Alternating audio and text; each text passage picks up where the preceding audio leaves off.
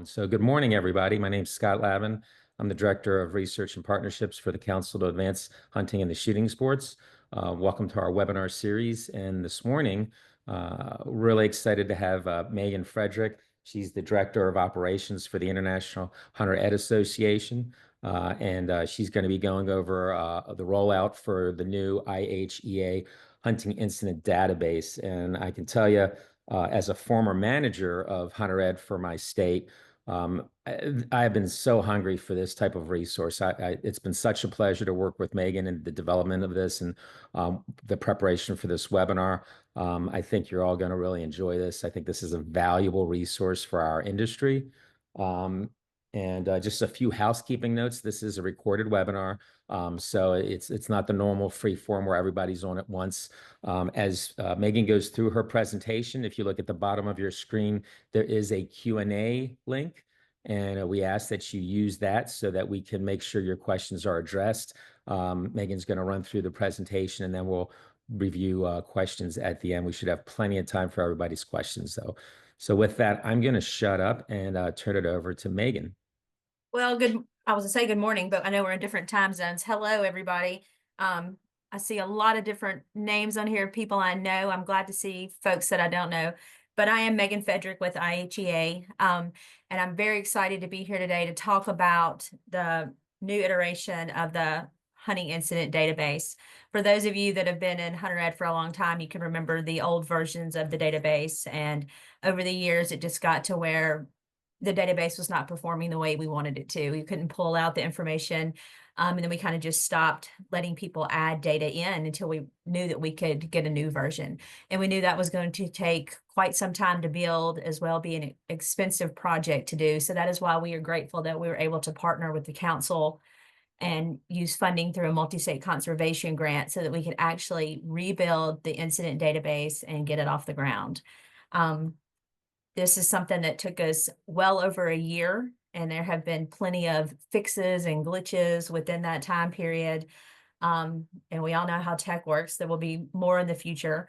But I will say that since we've launched it in the last few months, many of you out there have already helped us with some of those. So just keep in mind that any feedback you have, we find very useful. So you can call me, text me, email me, and just let me know what's going on. But we are grateful to partner with the council and finally have this database finished and to be able to do this webinar today so that we can at least get you started on putting your incident data into the database. The design is a little bit different. The actual format on the front page looks similar to the old one, but it does a few other things. It is also a more robust database. So this particular one, and some of you out there can answer this question and I can't because you've been in Hunter Ed or in wildlife industry longer than I have, but the original database, I'm not sure who created it, but I felt like there were a lot of data fields that were missing. So we decided to look at the IHEA National Incident Form and to follow the fields on that form for the data that you're inputting into the database. If it's important enough to collect in the field, then let's collect it too, so that we can have many different ways that we can compare and contrast data from state to state. So we're excited that going forward, we will be collecting more data. The new database is made so that there's different levels of users, and we'll get into that, but you'll be able to see what you've uploaded. Only certain people will have permissions to upload. So, and then the public can view it as well.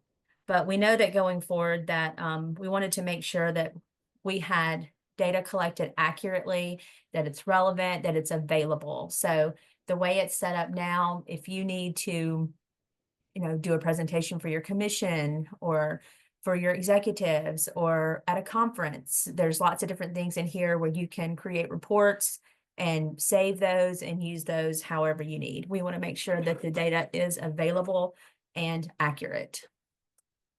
So where is it?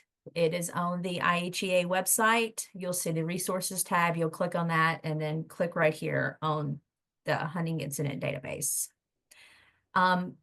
For those of you that know me personally, I've sent out some surveys asking for who in your state needs to have the permissions to upload incidents. If you haven't been able to do that, then go ahead And when you click in, create an account, if you need to be able to upload incidents for your state, after you've created that account, send me an email, because what I'll do is I'll change your role. We are going to manually decide or manually give permissions so that we know exactly who has the ability to upload incidents into the database. I think right now we've got about 60 users, or excuse me, 60 administrators across the nation.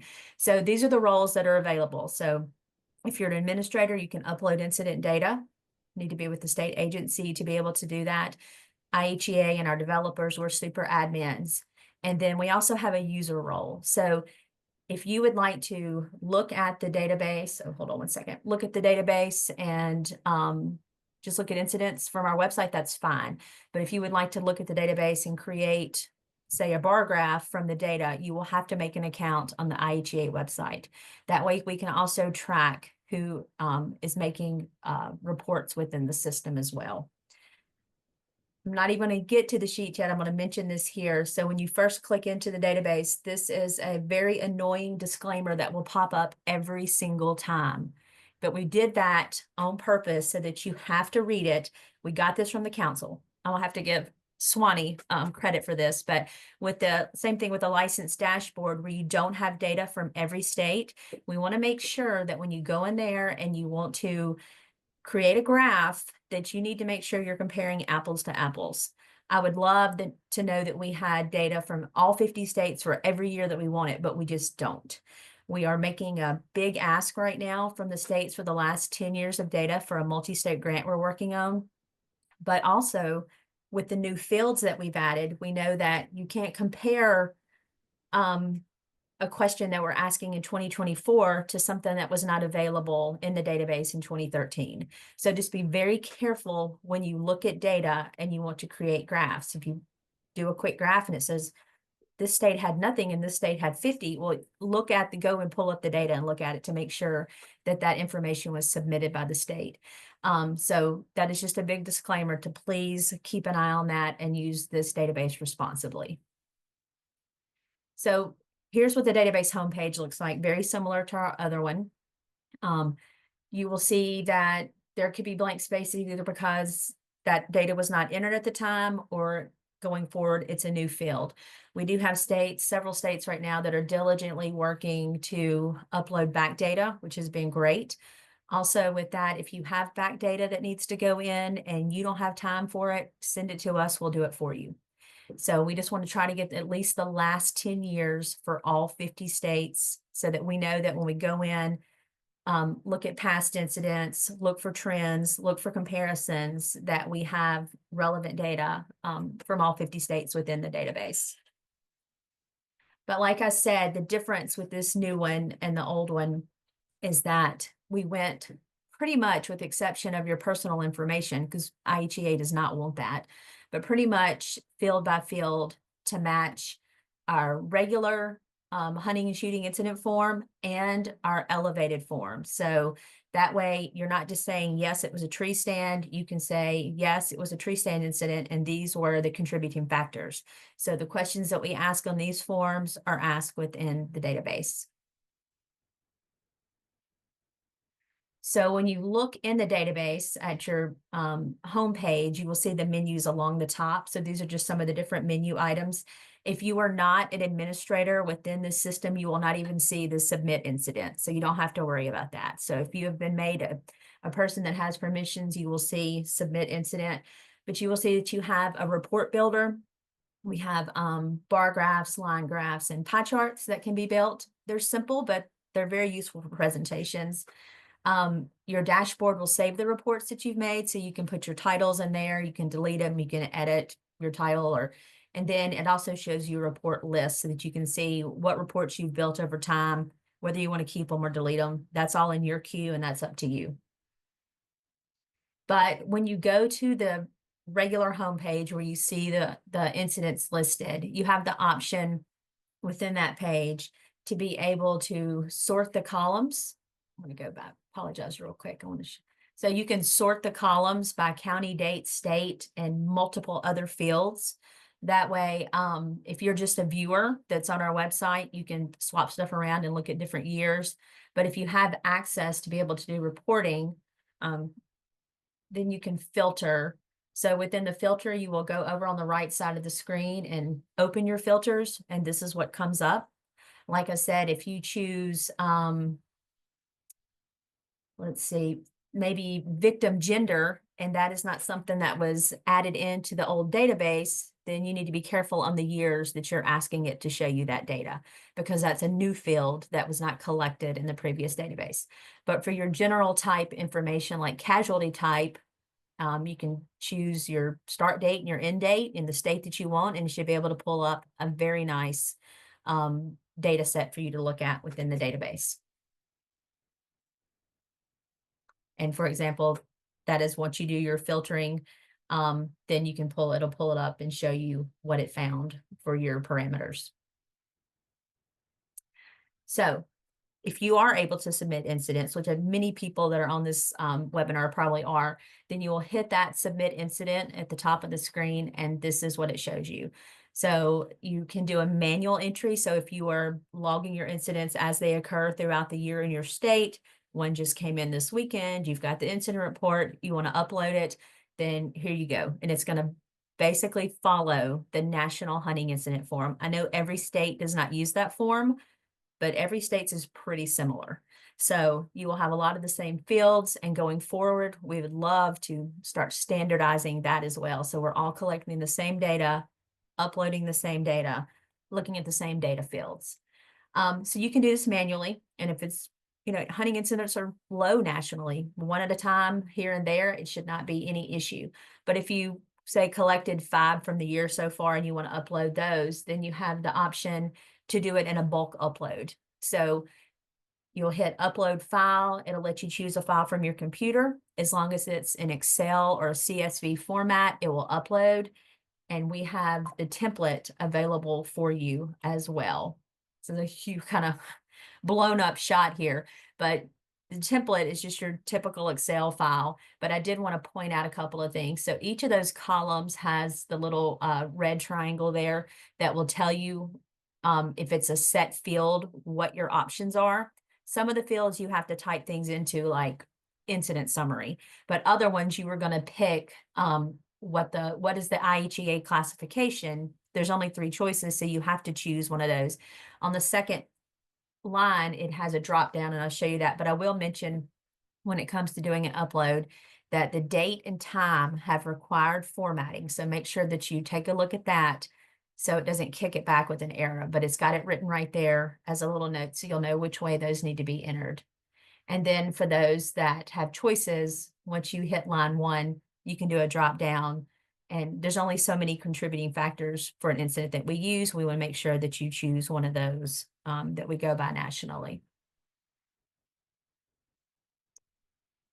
And then once you have put data in, or 3 years from now, you want to look at the data that you've put in, or you want to look at data from another state, you're able to export files. So you'll go in and and filter what you're looking for, and then you're able to export the file into an Excel document so that you can use it, sort it here, use whatever columns that you need.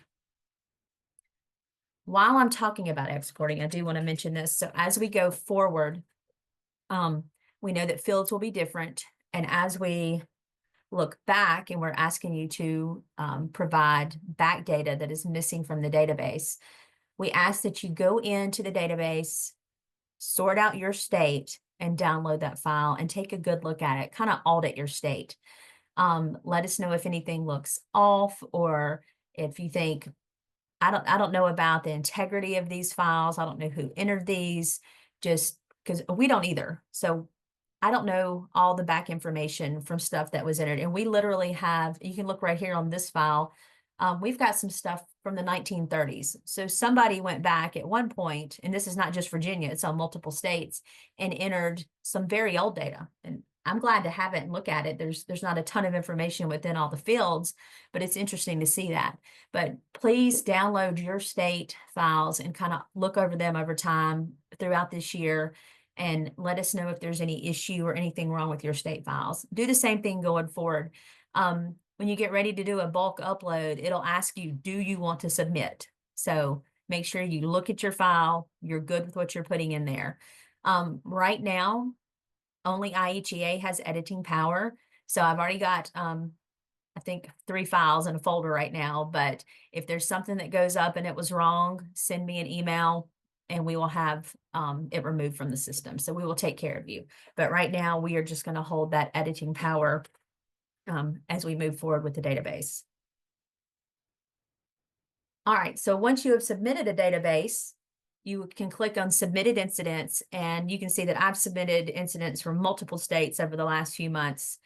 But say you are in Indiana and you click on your submitted incident, which is connected to your account, and you will only see what you have submitted. You're not going to see what your administrator or another person that has access has submitted. You're not going to see what any other state submitted. This is your queue, so you'll be able to see and hear what incidents you have submitted. And now we are I'm going to skip over real quick and talk about the report builder within this system. It's simple reporting, but I think it'll be beneficial, especially for presentations, for annual reports. There's a million different things you can use them for. Just like I said, be careful when you're comparing those data points. So you'll pick what you want on the x-axis, pick your your chart type, say it that way, bar chart, line chart, or pie chart. And what I did here is I pulled up just a quick one. I went by year, and this pulls up every incident in the database. So you can see where we had more participation and data being uploaded into the database. And then we're working on those last 10 years right now, even have a few for 2025 already, and then a couple back there on the 1930s. So we know that it is not complete. So we just have to be careful with the charts that we make. And then once you have made a bunch of different line graphs or bar graphs or things that you like to use, then it will save it in your report dashboard. So like I said, you can go in here, and I've got 2 that are not named. I've got 2 that are named. You can title them, screenshot them, use them in presentations, and it'll save them here on your dashboard. You can click to make a new report from the dashboard as well.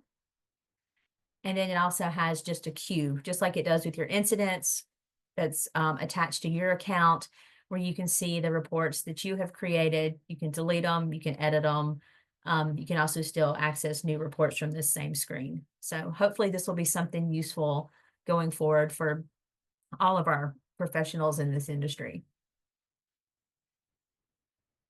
So back real quick, now that we've done reports and we've seen that we can access data, we can sort data, we can filter and look at what data is in the incident.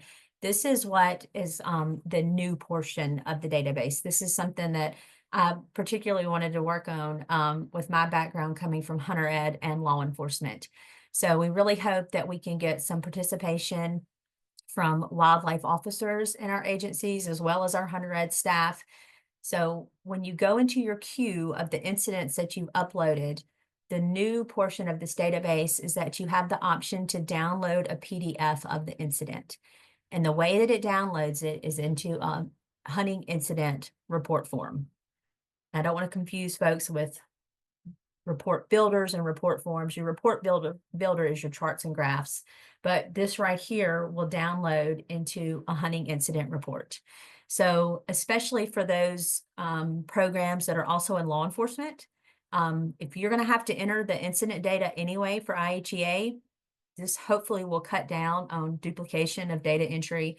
So you put it into the database. Of course, there's no PII listed for IHEA, but everything that you put into the fields on the database will generate onto this incident form.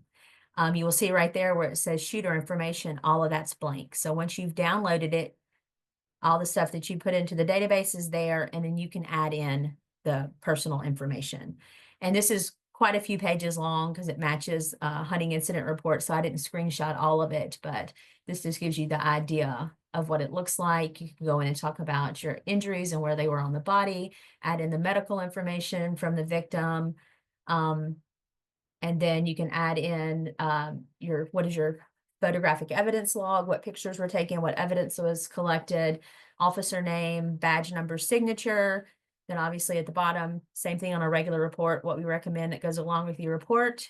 Then you save it, it's printed out, go to court, give it to an insurance company, whatever you need. So we hope that this, as we move along with this new database, that our hunter ed folks, our 3 folks, our wildlife officers can all kind of work together, and making sure that if we have multiple people within an agency submitting incidents, if they're accurate, and that hopefully this reporting will be helpful to your LE divisions. While we're talking about submitting incidents, this has been a conversation that has been going on for quite some time during this development, is looking at duplicates. So that is another reason we're asking you to audit your records. We know right now we've got a couple of duplicates that have been pointed out to us that we're going to remove. We've got those noted, and we want to make sure that going forward, if you're trying to fill in back data, or if you've got 2 people that are allowed to upload incidents, oh goodness, will it go in twice? So our plan is for it not to go in twice, but if you find something that's already there that and a certain required field was changed or anything like that, that's why we're asking you to kind of look through your records, let us know.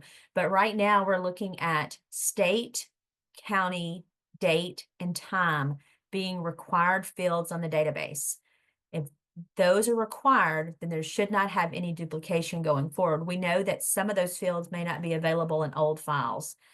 We feel that time will probably be our biggest issue, but we had to pick something specific. I'm from a state where you could have the date, the state, the date, the county, and the species hunted could all have multiple incidents on one day. So you could have 3 dove hunting incidents in one day in the same county. So you have to look at which fields could be required, where you won't have so many, you won't have duplication anyway, to make sure that it's not the same incident. So if you're going to upload old records, this is not my favorite choice, but if you're going to upload old records and say you don't have time available, then just put midnight, and it's got to be a military time, so 0000. If you want to, in the incident summary, you can make a note that time was not available, but we just need to have some way to be able to upload old incidents, but we have to have required fields to be able to stop duplication going forward. And without those, then we can have multiple people, entering incidents for their state and have them duplicated. And we want to make sure that that does not happen. I know there'll be a lot of questions about that going forward, but we're going to work with you and try to make sure we can get that old data in there and to make sure it's accurate. Oh, I felt like there would be so much more, but so if you don't know me, write down my information. You can call, text, email. Especially going forward, if there's any edits that need to be made, any issues with duplication, any old records that you want us to enter for you, just send it along and we will take care of it. And we'll be glad to talk to you about any other issues or anything else you want to know about the database. And Questions? we do have some questions. So the first one from Tommy is, would it be helpful to add a new field that shows who entered or edited the data? At the very end of the fields, if you scroll all the way over, it shows who submitted it. Okay, fantastic. It's And then there. Megan asked, we have had some reports turn into murder investigations. I would assume we would need to contact you to have them removed. Yes. So it started as a hunting incident investigation, but was determined to be murder. Yes, we can. Yeah, just let us know what records need to be removed. Okay. So those are the 2 questions we have. Here we go. Nope, answered that as well. So that's the only questions we have currently. We'll give it a minute. We talked about this earlier, about this being such a great resource. I know historically, myself and many of us have asked for members of your staff, Megan, to maybe appear at a commission meeting to lend some validation and some credibility. And I think this gives our practitioners the ability to get that credibility themselves and go into those meetings, with a hard copy of data that validates the direction that we're trying to go in. I know a lot of us are either revamping and modernizing our hunter ed programs, or maybe you're looking at an online only option. And that tends to spur a lot of requests for data. So I see this as being a really great tool to empower our people across the country. Well, let me mention a couple of things. So going forward, we do ask, and it's asked on a hunting incident form. So we don't want people to have to go back form through form through form to add fields unless they really want to, and then we'll let them and we're happy that they did it. But we do ask what, was hunter ed taken, and was it in person or online? So we hopefully be collecting that going forward. And this is instant gratification. If the data's been put in there and you've got a presentation coming up, you get in there, you run a filter, and you've got it. It's right there. You don't need to call another state and say, hey, can you send me this, or do you have it? I've got a presentation coming up. I also want to talk about that this is a tool for your instructors as well. So although they don't need to have access to be able to submit incidents, they can click on our website at any time, pull up all the incidents for 2024, and use that when they teach their hunter ed classes or any type of hunting class that is out there. So this is the data that we've got. This is current for our state. This is current for the Southeast. This is current for the nation. So we want to make sure that our instructors are well aware that the data is there for them to use as well. We have another question from Brett. Where and when will this webinar be available? They've had staff that weren't able to attend. So the webinar should, Lance, correct me if I'm wrong, but the webinar is going to be posted on the council's YouTube channel, and the International Hunter Ed page will link to that, correct? Correct. Okay. And then Megan's presentation will also be added to the council's data clearinghouse. And then anybody else that needs it, that for those that know me know, I'll send you a presentation or whatever you need. I am excited though that we are getting this rolling and that we've had several states already send us data. When you talk about, it doesn't matter if you're hunter ed or R3 or whatever you are in the wildlife industry, I get data requests constantly. So it'll be nice even for me to have it, because the last few years I'm pulling it from our annual survey. So I'm going through a bunch of spreadsheets and compiling stuff and sending it out. So as this starts to build and fill out, I think we're all going to be very happy that it's right there and it's working. We have another question from Colton. Are non-state agencies, nonprofit partners allowed to create reports? If you just make an account with IHEA, yes. But yes, it's not just state agencies, NGOs, other nonprofits. We want you to have access to pull the data and look at it. Just be responsible with it. Okay, we're moving right along. We've cleared out the questions. Megan, I imagine that this will be a topic at your upcoming conference? Yes, yes. So we're going to talk about the database, and we're also going to talk to our instructors about it as well, so they realize that it's available for them to look at and use within their classes, and we'll use it future to, for trends and new standards in hunter ed, and just hope that we can get all our states on board to help us fill it out. You have a slide for your conference? Seems like I do. So for those of you who don't know, and it's coming up very soon, we will be at the beautiful Jekyll Island, Georgia for our 2025 conference, May 12th through 15th. And you might as well just, stay on the road the whole month of May, because the next week you can go to Maine and attend the council's conference. So lots of great things going on in the month of May. Yeah, for those of you who don't know, the council will be hosting that National R3 Symposium. There we go. Scheduled for the 19th and 22nd in Portland, Maine. So a lot happening on the East Coast in May. So we hope to see you there. We're continuing to have a clear board on questions. So I think you have wowed them, Megan. Well, if this is how we're going to do webinars, we should do a bunch more. And that's a good point for any partners on the call. This is a service the council provides. We love collaborating. We're working on our next one in June already.